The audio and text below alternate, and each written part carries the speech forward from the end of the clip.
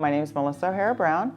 I'm the Executive Director of the Hope Blooms Foundation here in Hocking County. So Hannah was 21 years old, and she unfortunately passed away from a prescription drug overdose. So she took an opioid that did not belong to her, mixed it with alcohol without her knowledge of what that outcome was going to be. And unfortunately, she passed away due to that accident. In the midst of the tragedy, I'm fortunate to be surrounded by a beautiful family and friends who I think really were concerned that we wouldn't recover, that I would not find a way to get out of that.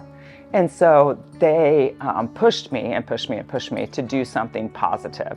And so they came up with the idea of the foundation. She was such a wonderful person, and I knew that she would be a really positive contributor to the world.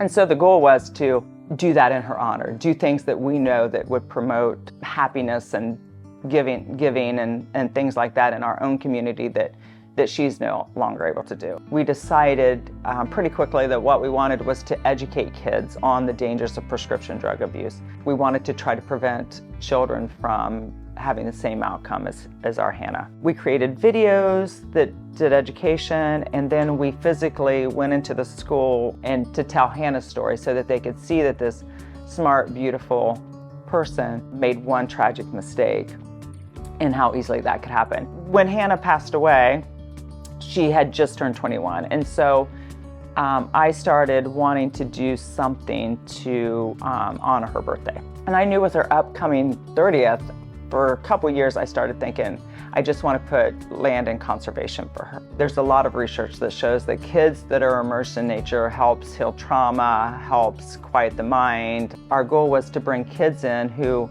from all the community, but especially kids who have experienced a lot of trauma, who don't have the opportunity to be in nature. At some point I decided, if you're going to do this life, right, this is the hand you've been dealt, you realize you can't change it. And I didn't just want to survive, I wanted to live, and I wanted my son to see that you could have tragedy but still a beautiful and lovely life.